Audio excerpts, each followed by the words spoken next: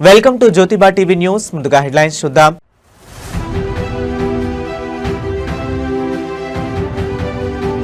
ప్రకాశం barrage వద్ద ఆగిన CM Chandrababu convoy. కృష్ణానది వరద ప్రవాహంపై స్వయంగా తనిఖీ.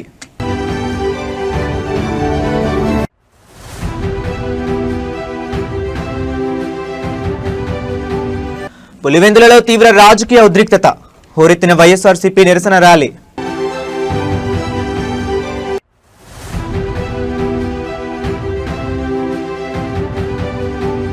పాక్ బాక్సర్ ను చిత్తుగా ఓడించిన భారత వీరుడు. ప్రధాని మోదీతో నరేందర్ పంచుకున్న ఫన్నీ సీన్.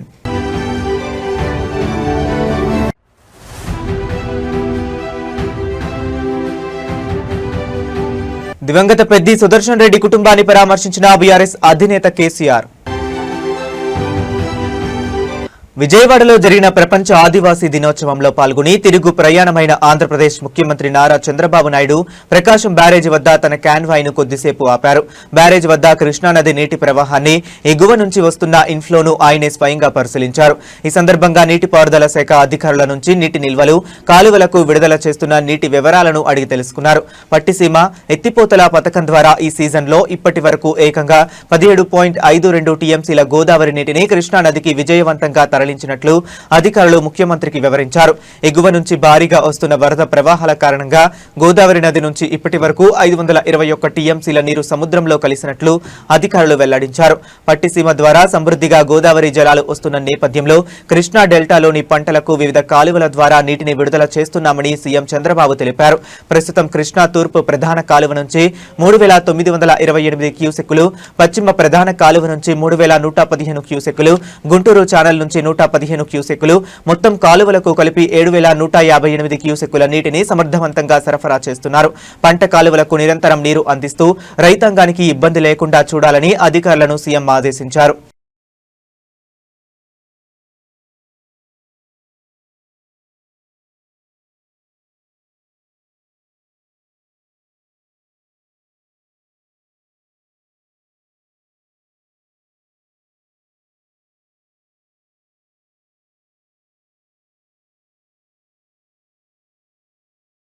వైఎస్ఆర్ కడప జిల్లా పులివెందులలో తీవ్ర ఉద్రిక్తత, పొలిటికల్ హీట్ నెలకొంది. డిఎస్సీ ప్రక్రియలో జరిగిన అక్రమాలకు బాధ్యత వహిస్తూ రాష్ట్ర విద్యాశాఖ మంత్రి నారా లోకేష్ తక్షణమే రాజీనామా చేయాలని డిమాండ్ చేస్తూ వైసీపీ ఆధ్వర్యంలో భారీ నిరసన ర్యాలీ నిర్వహించారు. చంద్రబాబు ప్రభుత్వం పోలీసులు మరియు అధికారులతో అనేక ఆంక్షలు విధించినప్పటికీ వైసీపీ శ్రేణుల ఆంక్షలను దాటుకుని రోడ్డెక్కాయి. ఈ భారీ నిరసన కార్యక్రమంలో Kadapa MP YS Avinash Reddy, YCP రాష్ట్ర ప్రధాన కార్యదర్శి సతీష్ రెడ్డి నేతృత్వం వహించారు. పులివెందుల వీధుల్లో జరిగిన ఈ ప్రదర్శన పెద్ద ఎత్తున విద్యార్థులు, నిరుద్యోగ యువత మరియు వైసీపీ నాయకులు తరలివచ్చారు. ప్లకార్డులు చేతబూని ప్రభుత్వం విద్యాశాఖకు వ్యతిరేకంగా భారీ ఎత్తున నినాదాలు చేస్తూ పులివెందుల పురవీధులను హోరెత్తించారు. ర్యాలీలో ఎంపీ వైఎస్ అవినాష్ రెడ్డి మాట్లాడుతూ నిరుద్యోగ యువత భవిష్యత్తుతో ఆడుకుంటున్న డిఎస్సీ అక్రమాలపై కూటమి ప్రభుత్వం సమాధానం చెప్పాలని డిమాండ్ చేశారు. లోకేష్ రాజీనామా చేసే వరకు తమ పోరాటం ఆగదని స్పష్టం చేశారు. ప్రభుత్వం ఎన్ని అడ్డంకులు సృష్టించినా ప్రజలు, విద్యార్థులు స్వచ్ఛందంగా తరలివచ్చి కూటమి పాలనపై తమ నిరసన గళాన్ని విప్పారని పేర్కొన్నారు.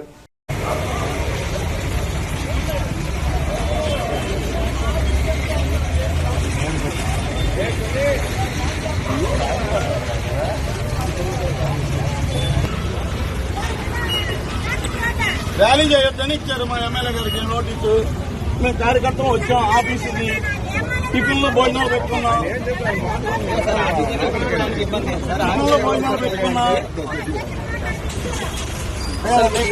కార్యకర్తలు అందరూ టిఫిన్ చేయాలా, టిఫిన్ పెట్టుకున్నాం. ఇక్కడ మీరు వచ్చి అటు ఇటు కాకుండా చేస్తే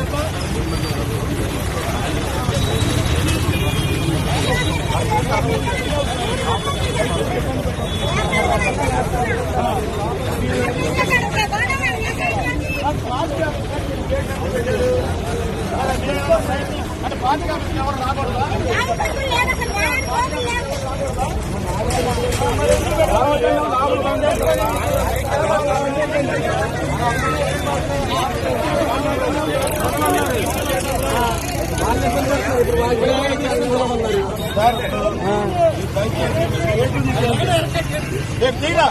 మీరు తప్పండి సార్, నేను ఆ బాబు గర్భ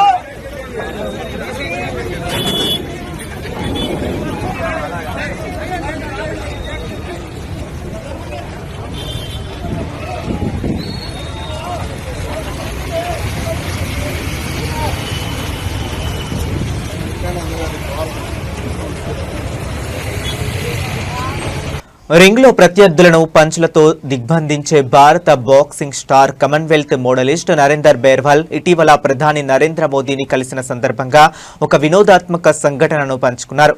2015 వరల్డ్ మిలిటరీ గేమ్స్ లో తాను పాకిస్తాన్ బాక్సర్ ను ఓడించిన తరువాత చోటు చేసుకుంటున్న ఈ ఆసక్తికర ఉదాంతం వింటే ఎవరికైనా నవ్వు ఆగదు. 2015 world military games boxing Chowk లో పాకిస్తాన్ బాక్సర్ ను నరేందర్ బేర్వాల్ చిత్తుగా ఓడించారు. ఆ మ్యాచ్ పూర్తయిన తరువాత ఆ పాకిస్తాన్ ప్లేయర్ నరేందర్ దగ్గరకు వచ్చి తీవ్ర నిరాశతో మాట్లాడారట. నీ పేరు చూస్తే నరేందర్, నీకు శిక్షణ ఇచ్చిన కోచ్ పేరు నరేందర్, ఇక మీ దేశ ప్రధాని పేరు కూడా నరేంద్ర మోదీ, చివరకు నాకు నరేంద్ర అనే పేరు వింటుంటే తీవ్ర ద్వేషం వచ్చేసింది అంటూ సదరు పాక్ బాక్సర్ తన ఆవేదనను వెళ్లగక్కారట. కామన్వెల్త్ గేమ్స్ లో పతకం సాధించిన క్రీడాకారులతో ప్రధాని నరేంద్ర మోదీ ప్రత్యేకంగా ముచ్చటించిన సమయంలో నరేందర్ బేర్వాల్ ఈ సంఘటనను గుర్తు చేసుకున్నారు. ఇది విన్న ప్రధాని మోదీతో పాటు అక్కడున్న ఇతర అథ్లెట్లు నవ్వులో మునిగిపోయారు. భారత్ పాక్ క్రీడా పోటీల్లో ఈ సరదా సన్నివేశం ప్రస్తుతం సోషల్ మీడియాలో విపరీతంగా ట్రెండ్ అవుతుంది. वो पाकिस्तान की बात चल रही, मुझे किस्सा याद आ गया सर. 2015 वर्ल्ड मिलिट्री गेम थे और मेरी पाकिस्तान के साथ पहली फाइट आ गई थी और वर्ल्ड मिलिट्री गेम थे तो मिलिट्री वाले का फोन आया कि भी पाकिस्तान से नहीं आना है. तो फिर मैं फर्स्ट राउंड 4-1 से जीत गया, सेकंड राउंड 3-2 से जीत गया, पर दोनों के सर लग गए आपस में, तो दोनों के लग गए कट. वो फाइट तो मैं जीत गया. उसके बाद फिर दोनों चले गए हॉस्पिटल में टाके लगवाने के लिए. फिर 2014 में आप फर्स्ट टाइम प्रधानमंत्री जी में आए थे और जो हमारे साथ आर्मी का कोच गया हुआ था उसका नाम नरेंद्र राणा था. और फिर वो कई देर तक सोच के मेरे को बोला कि भाईजान एक बात बोलूं. हाँ बोलो. मतलब भाईजान आपका नाम नरेंद्र है, आपके कोच का नाम नरेंद्र है, आपके प्रधानमंत्री का नाम नरेंद्र है, तो मुझे नरेंद्र नाम से नफरत हो गई है. सिर्फ आपने తెలంగాణ మలిదశ ఉద్యమ నేత నర్సంపేట మాజీ ఎమ్మెల్యే స్వర్గీయ పెద్ది సుదర్శన్ రెడ్డి కుటుంబాన్ని బీఆర్ఎస్ అధినేత మాజీ ముఖ్యమంత్రి కె చంద్రశేఖరరావు పరామర్శించారు. నల్లవెల్లిలోని సుదర్శన్ రెడ్డి నివాసానికి చేరుకున్న కేసీఆర్ ఆయన చిత్రపటానికి పూలమాల వేసి నివాళి అర్పించారు. అనంతరం తీవ్ర శోకసంద్రంలో ఉన్న కుటుంబ సభ్యులను పరామర్శించి ధైర్యం చెప్పారు. గతంలో ప్రకటించిన విధంగానే పెద్ది సుదర్శన్ రెడ్డి ఇద్దరు పిల్లల భవిష్యత్తు కోసం చెరొక ₹1 కోటి, అలాగే ఆయన తల్లికి 25 లక్షల రూపాయలు చొప్పున మొత్తం 2.25 కోట్ల ఆర్థిక సహాయ చెక్కులను కేసీఆర్ స్వయంగా అందజేశారు. పార్టీ ప్రారంభం నుంచి నిబద్ధతతో పనిచేసిన సుదర్శన్ రెడ్డి సేవలను ఈ సందర్భంగా కేసీఆర్ గుర్తు చేసుకున్నారు. సుదర్శన్ రెడ్డి కుటుంబానికి బీఆర్ఎస్ పార్టీ ఎల్లవేళలా కొండంత అండగా ఉంటుందని హామీ ఇచ్చారు. కేసీఆర్ పర్యటన వేళ party working president KTR, Harish Rao, Errabelli Dayakar Rao సహా పలువురు సీనియర్ నాయకులు, మాజీ మంత్రులు, ప్రజాప్రతినిధులు పెద్ద ఎత్తున హాజరయ్యారు. కేసీఆర్ రాకతో నల్లబెల్లిలోని పెద్ది సుదర్శన్ రెడ్డి నివాసం వద్ద గులాబీ శ్రేణులు స్థానిక ప్రజలు భారీగా తరలివచ్చారు.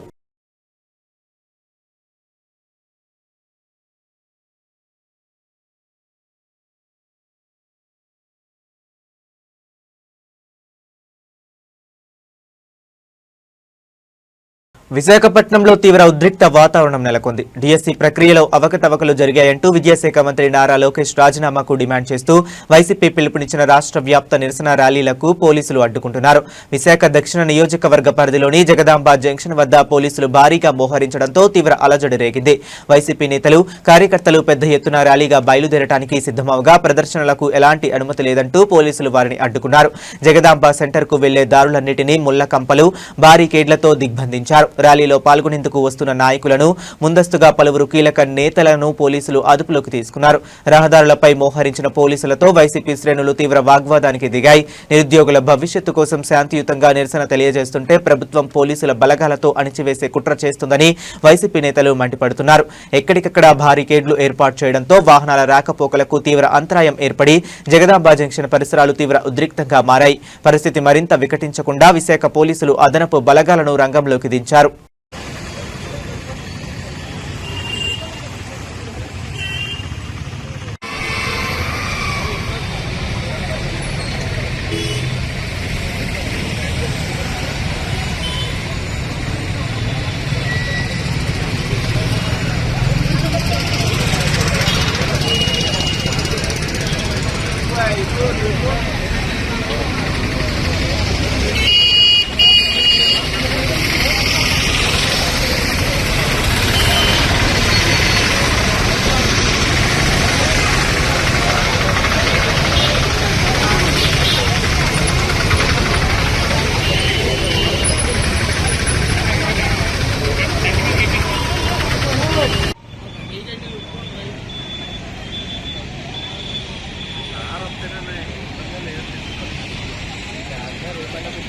వరంగల్ జిల్లా నర్సంపేట పట్టణంలో తీవ్ర ఉద్రిక్త వాతావరణం నెలకొంది. బీఆర్ఎస్ మాజీ ఎమ్మెల్యే పెద్ది సుదర్శన్ రెడ్డి విగ్రహం కోసం నిర్మించిన గద్దెను కాంగ్రెస్ ప్రభుత్వం, మున్సిపల్ అధికారులు కూల్చివేయడంతో స్థానిక బీఆర్ఎస్ శ్రేణులు తీవ్ర ఆగ్రహం వ్యక్తం చేశాయి. ఈ చర్యకు నిరసనగా మాజీ మంత్రి ఎర్రబెల్లి దయాకర్ రావు నేతృత్వంలోని బీఆర్ఎస్ నాయకులు రోడ్డుపై బైఠాయించి భారీ ధర్నాకు దిగారు. రాజకీయ కక్ష సాధింపు చర్యలో భాగంగానే కాంగ్రెస్ ప్రభుత్వం అర్ధరాత్రి వేళ గద్దెను కూల్చివేసిందని ఎర్రబెల్లి దయాకర్ రావు తీవ్ర స్థాయిలో మండిపడ్డారు. నిరసన తెలుపుతున్న ఎర్రబెల్లి దయాకర్ రావును మరియు ఇతర ముఖ్య నేతలను పోలీసులు అదుపులోకి తీసుకునేందుకు ప్రయత్నించగా బీఆర్ఎస్ కార్యకర్తలు, నాయకులు పోలీసుల కాన్వాయ్ను, వాహనాలను చుట్టుముట్టి తీవ్రంగా అడ్డుకున్నారు. పోలీసులకు, బీఆర్ఎస్ శ్రేణులకు మధ్య తీవ్ర తోపులాట, వాగ్వాదం చోటు చేసుకోవడంతో నర్సంపేట ప్రధాన రహదారి రణరంగంగా మారింది. ప్రతిపక్ష నేతలను అక్రమంగా అరెస్ట్ చేయాలని చూస్తే ఊరుకునేది లేదని కార్యకర్తలు పోలీసు వాహనాలను ముందు బైఠాయించి కాంగ్రెస్ ప్రభుత్వానికి వ్యతిరేకంగా పెద్ద ఎత్తున నినాదాలు చేశారు. పరిస్థితి మరింత ఉద్రిక్తంగా మారడంతో నర్సంపేటలో భారీగా పోలీస్ బలగాలను మోహరించారు.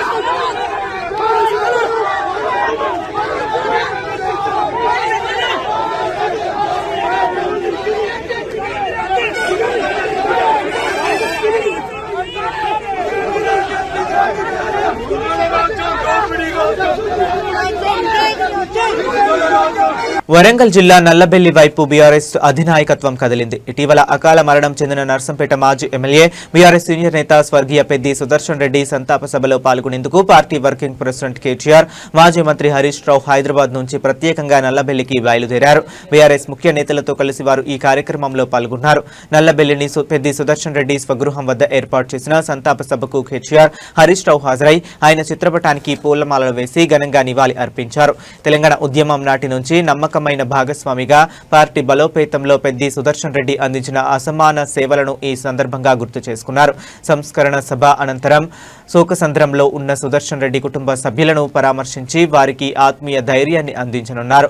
ఇప్పటికే పెద్ది సుదర్శన్ రెడ్డి కుటుంబానికి బీఆర్ఎస్ పార్టీ 2.25 కోట్ల ఆర్థిక సహాయాన్ని అందించిన విషయం తెలిసిందే. ఉద్యమ సహచరుడి పిల్లల భవిష్యత్తు, కుటుంబ బాధ్యతలను పార్టీ నిరంతరం పర్యవేక్షిస్తుందని నాయకులు స్పష్టం చేశారు.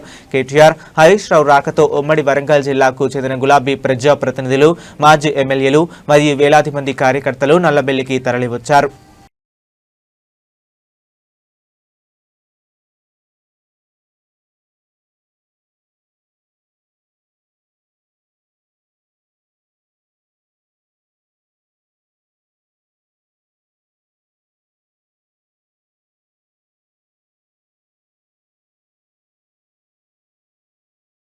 తెలంగాణ రాజకీయంలో బీఆర్ఎస్ నేత మన్నే క్రిషాంక్ మరో సంచలన అంశాన్ని బయటపెట్టారు. ముఖ్యమంత్రి రేవంత్ రెడ్డి సోదరుడు అనుముల కొండల్ రెడ్డికి చెందిన Tesseract advanced systems private limited company వ్యవహారాలపై ఆయన తీవ్ర స్థాయిలో ధ్వజమెత్తారు. కేవలం 1 లక్ష పెట్టుబడితో నడుస్తున్న ఈ కంపెనీ వెనుక భారీ అక్రమాలు జరుగుతున్నాయని ఆరోపించారు.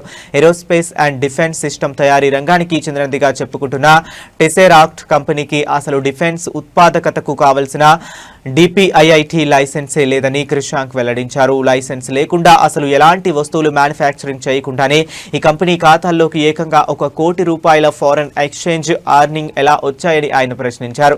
మరింత దారుణమైన విషయం ఏంటంటే ఏరోస్పేస్ వంటి కీలక రంగంలో ఉన్నాయని చెప్పుకుంటున్న ఈ కంపెనీలో ఒక్కరంటే ఒక్క ఉద్యోగి కూడా లేరని బీఆర్ఎస్ నేత ఆరోపించారు. పటాన్చెరులో శ్రీకృష్ణ నగర్లో ఉన్న ఒక చిన్న ఇంట్లోనే ఈ కంపెనీ చిరునామా చూపించారని, పేర్లు కూడా కేవలం ₹1,00,000 క్రిషాంక్ ఆధారాలను ప్రదర్శించారు. బూటకపు కంపెనీ వ్యవహారాలపై ప్రభుత్వం తక్షణమే సమాధానం చెప్పాలని మన్నే క్రిషాంక్ డిమాండ్ చేశారు. ఇక అన్నిటికంటే పెద్ద నేరం ఏంటిదంటే ఇవాళ ముఖ్యమంత్రి గారు చేసిన నేరం ఈ యొక్క తెలంగాణ ఏరోస్పేస్ అండ్ డిఫెన్స్ ఇల్లు ఏదైతుందో దీనికి ఈ భూమిని కేటాయించారు. 100 కోట్ల పైన విలువ గల రావిరియాలలో 4th సిటీ గేట్వే అని అంటారు. 4th సిటీ ఎందుకబ్బా అంటే ఇగోండి దీనికోసం కొండల్ గారికి 20,234 చదరపు మీటర్ల భూమి అంటే సుమారు 5 ఎకరాల భూమి సొంత తమ్మునికి ఇవాళ ఎంత ఇగోండి ఇది టీజీఐఐసి యొక్క డాక్యుమెంట్. టీజీఐఐసి యొక్క డాక్యుమెంట్ ఇందులో చాలా స్పష్టంగా ఉంది. 12 June 2025 12 June 2025 ₹3,707 Tesseract advance private systems లిమిటెడ్కి ఈ యొక్క భూమి కానీ నడుస్తున్నదేమో ఈ ఇంట్లో. దాన్ని చూసుకుంటే సుమారు 5-6 కోట్లు 5-6 కోట్లలో 7 కోట్లలో ఇచ్చేసారు. 100 కోట్ల భూమి. ఇది కేవలం భూమి విలువ కాదు. ఇది ఒకటేమో ఫారెన్ ఎక్స్చేంజ్ ఎర్నింగ్స్ అంట, ఇంకొకటేమో ఈ యొక్క డొల్లా కంపెనీని షెల్ కంపెనీని అడ్డం పెట్టుకొని అమెరికా వాళ్ళని కూడా మోసం చేస్తూ అమెరికా వాళ్ళతోని సమావేశాలు పెడతాడంట. సూటు బూట్ వేయగానే అనుముల కొండలరెడ్డి గారు ఏరోస్పేస్ అండ్ డిఫెన్స్ యొక్క ఎక్స్పర్ట్ అయిపోయారంట వారు సూట్ వేయగానే. అది ఇంట్లోకి వెళ్ళి నడుస్తున్నదంట. ముఖ్యమంత్రి గారు సొంతంగా వాళ్ళ తమ్మునికే భూమిని కట్టబెట్టిర్రు. జోగులాంబ గద్వాల్ జిల్లా బీచుపల్లి పుష్కర ఘాట్ వద్ద ఒక అరుదైన ఆసక్తికర ఘట్టం చోటు చేసుకుంది. కృష్ణానది వరద ప్రవాహంలో కొట్టుకొచ్చి ఒడ్డుకు చేరిన ఒక పెద్ద ముసలిని చూసి భక్తులు మొదట భయాందోళనకు గురయ్యారు. అయితే అక్కడ ఉన్న పుష్కర ఘాట్ పురోహితుడు అనిల్ శర్మ చేసిన పని ఇప్పుడు నెట్టింట తీవ్ర వైరల్ గా మారింది. ఒడ్డుకు వచ్చిన ముసలిని చూసి వెనకడుగు వేయకుండా పూజారి అనిల్ శర్మ దాన్ని ప్రత్యక్షంగా వరుణదేవుడి వాహనంగా భావించి పూజలకు శ్రీకారం చుట్టారు. పసుపు, కుంకుమ, పుష్పాలతో అభిషేకం చేస్తూ మంత్రోచ్చరణల నడుమ ప్రత్యేక పూజలు నిర్వహించారు. వర్షాలు సమృద్ధిగా కురిసి పాడి పంటలతో ప్రజలంతా సుభిక్షంగా ఉండాలనే ఉద్దేశంతో ఈ పూజలు చేసినట్లు పురోహితుడు వెల్లడించారు. పూజా కార్యక్రమం ముగిసే వరకు ముసలి కూడా ఎలాంటి హాని తలపెట్టకుండా ప్రశాంతంగా ఉండడం స్థానికులను, భక్తులను ఆశ్చర్యపరిచింది. సమాచారం అందుకున్న అటవీశాఖ అధికారులు, పోలీసులు స్థానిక మత్స్యకారుల సహాయంతో ముసలిని సురక్షితంగా అదుపులోకి తీసుకుని తిరిగి కృష్ణానది లోపలికి విడిచిపెట్టారు. బీచుపల్లి పుష్కర్ ఘాట్ వద్ద జరిగిన ఈ వింత పూజల వీడియో ప్రస్తుతం సోషల్ మీడియాలో విపరీతంగా ట్రెండ్ అవుతుంది.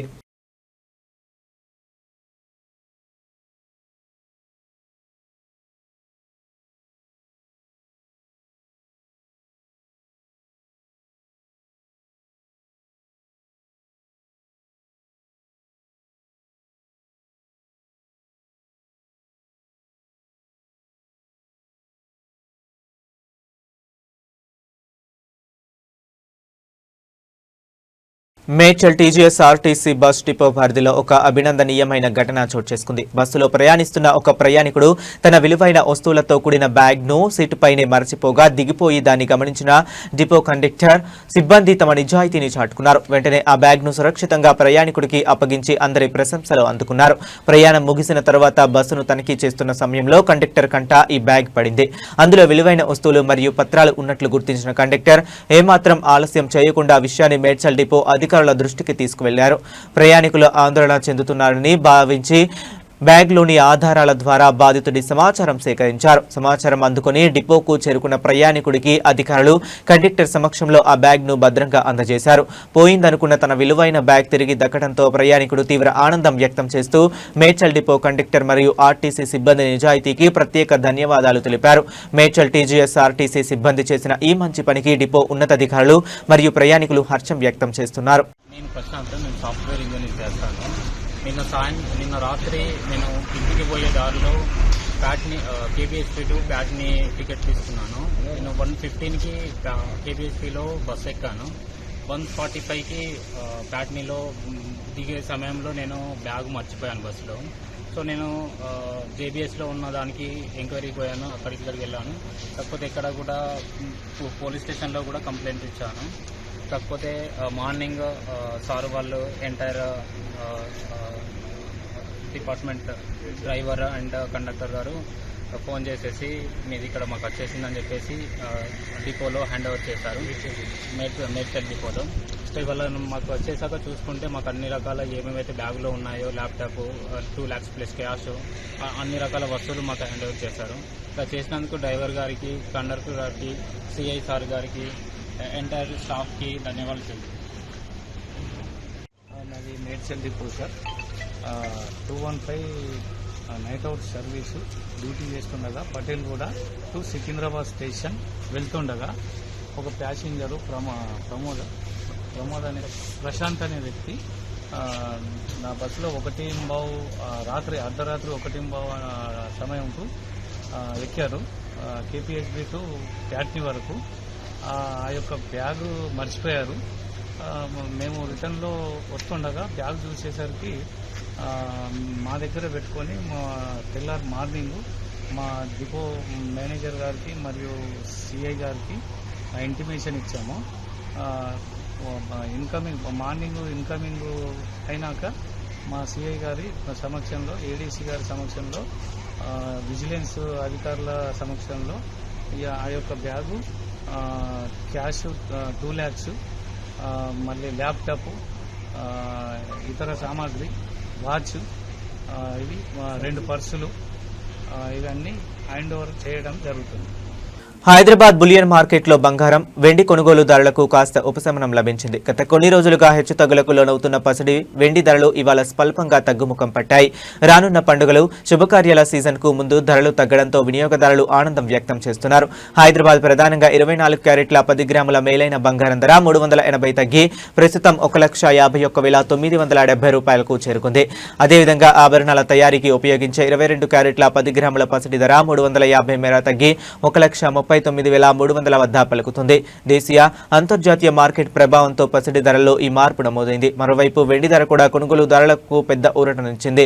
కేజీ వెండి ధర ఏకంగా 4,900 మేర తగ్గి మార్కెట్లో 2,45,000గా నమోదు కావటం విశేషం. అయితే 2 తెలుగు రాష్ట్రాల్లోని వివిధ నగరాలు మరియు స్థానిక జ్యువెలరీ వర్తకులను బట్టి రేట్లలో స్వల్ప తేడాలు ఉండే అవకాశం ఉంది. అంతేకాకుండా ఈ రేట్లకు అదనంగా 3% జీఎస్టీ వర్తిస్తుందని మార్కెట్ నిపుణులు గుర్తు చేస్తున్నారు.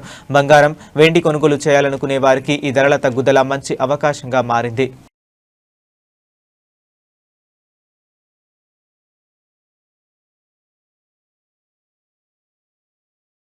బంగాళాఖాతంలో మళ్లీ వాతావరణ చలనాలు మొదలయ్యాయి. ఈ నెల 13వ తేదీన బంగాళాఖాతంలో మరో అల్పపీడనం ఏర్పడే అవకాశం ఉందని భారత వాతావరణ శాఖ వెల్లడించింది.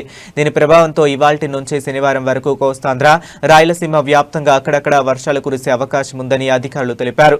నైరుతి రుతుపవనాల సీజన్ ప్రారంభమైనప్పటి నుంచి ఎల్నినో ప్రతికూల ప్రభావ వాతావరణంపై తీవ్రంగా పడింది. ఇప్పటి వరకు బంగాళాఖాతంలో పలు ఆవర్తనాలు, అల్పపీడనాలు ఏర్పడినప్పటికీ బలమైన వర్షపాతాన్ని ఇవ్వలేకపోయాయి. చెదురుమదురు జల్లులు తప్ప రాష్ట్రంలో ఆశించిన రీతిలో భారీ వర్షాలు నమోదు కాలేదు. దీంతో జలాశయాల్లో నీటి మట్టాలు అనుకున్న స్థాయిలో పెరగక రైతాంగం తీవ్ర ఆందోళన చెందుతుంది.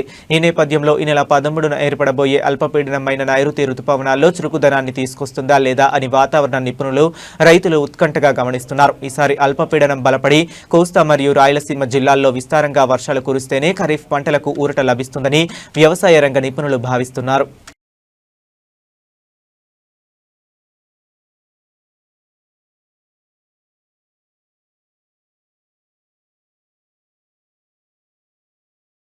ఇవి ఇప్పటి వరకు ఉన్న అప్డేట్స్. మరిన్ని అప్డేట్స్ కోసం కీప్ వాచింగ్.